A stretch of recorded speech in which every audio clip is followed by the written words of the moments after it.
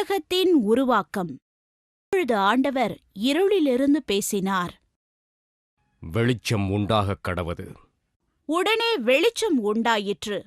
இருளை விலக்கி பெரிய வெற்றிடம் உருவானது. நல்லது. இந்த நொடியிலிருந்து இருளாக இருக்கும்பொழுது அது இரவாகவும், வெளிச்சமாக இருக்கும்பொழுது அது பகலாகவும் இருக்கும். மாலை வேளை வந்தது, இரவும் முடிந்தது. பிறகு மீண்டும் வெளிச்சம் வந்தது. அதுதான் முதல் நாள். இரண்டாவது நாளில் ஆண்டவர் பூமியை உருவாக்கினார். அதற்கு மேலாக பரந்த நீல வானத்தை உண்டாக்கினார். தான் உருவாக்கியதை பார்த்து மிகுந்த மகிழ்ச்சியடைந்தார். இதுவும் நன்றாக இருக்கிறது. இரண்டாவது நாளும் முடிந்தது. அடுத்த நாள் காலை ஆண்டவர் பூமியை பார்த்து யோசித்தார்.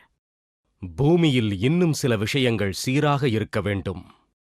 அதனால் அனைத்து தண்ணீரையும் ஓரிடத்தில் சேர்த்தார். காய்ந்த நிலங்களையும் ஓரிடத்தில் சேர்த்தார். அதை செய்து முடித்த பிறகு அதை மூட ஆண்டவர் செடிகளை வளர செய்தார். மரங்களும் பூக்களும் உண்டாயின. அனைத்து வகையான செடிகளும் மரங்களும் வளரத் துவங்கியது. இது மிகவும் அற்புதமாக உள்ளது.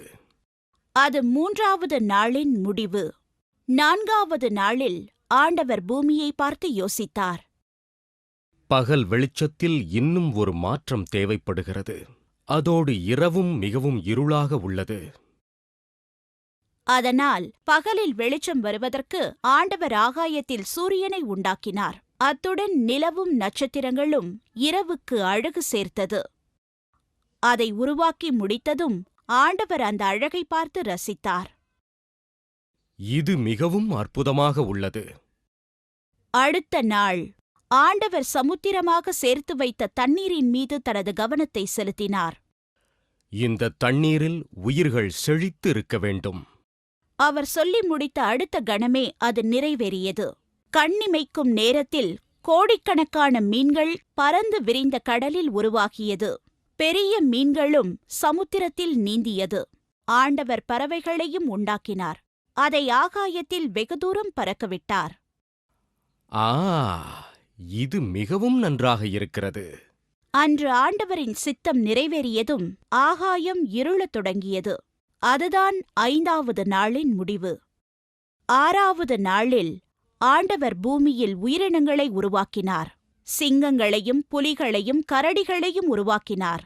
முயல்களையும் ஆடுகளையும் மாடுகளையும் உருவாக்கினார். அவர் நிலத்தில் எல்லாவற்றையும் உருவாக்கினார், எறும்பிலிருந்து வரிக்குதிரை வரை. இருப்பினும் ஏதோ ஒன்று குறைவதை அவர் உணர்ந்தார். அதனால் அவர் உருவாக்கிய அனைத்தையும் அனுபவிக்கவும் சந்தோஷமாக இருக்கவும் மனித இனத்தை உருவாக்கினார். ஆண்டவர் தான் உருவாக்கிய அனைத்தையும் பார்த்து மகிழ்ச்சியடைந்தார். 6 நாட்களுக்குப் பிறகு மொத்த பிரபஞ்சமும் உண்டாயிற்று. 7வது நாளில் ஆண்டவர் நன்றாக ஓய்வெடுத்தார். அவர் உருவாக்கிய அனைத்தையும் பார்த்து மகிழ்ச்சியும் அடைந்தார்.